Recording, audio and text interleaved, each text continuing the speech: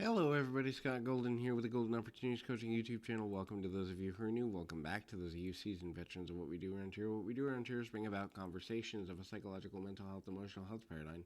This is our life lesson series that continues, hopefully in a good way, for your listening pleasure in a variety of positive directions.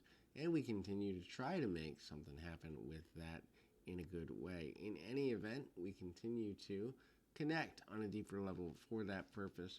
This is Life Lessons 275. If you are looking for life, business, relationship coaching, would love to be of assistance to you in any way that I can, please feel free to reach out at PO Perception on Twitter and or in the About Me section of this YouTube page.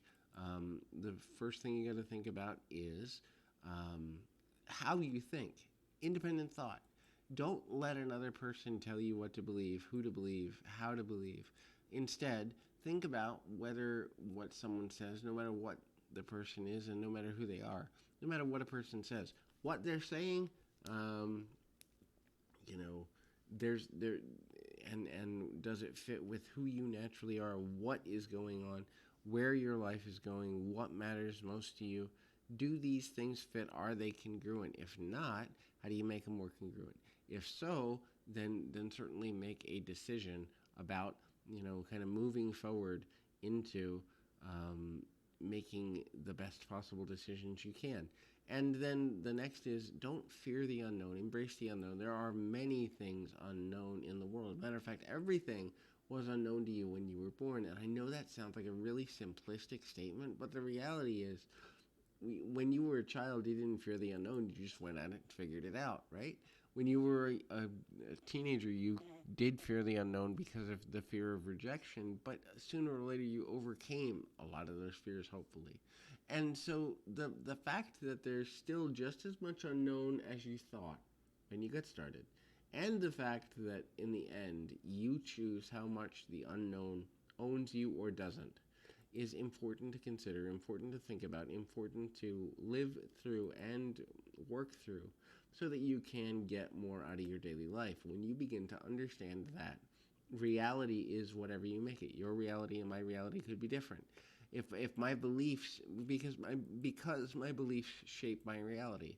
If I focus on the idea that everyone is against me, I'm going to find people who are critical. If I focus on the idea that everyone is for me, I'm going to find the good in people, but I might get snuck.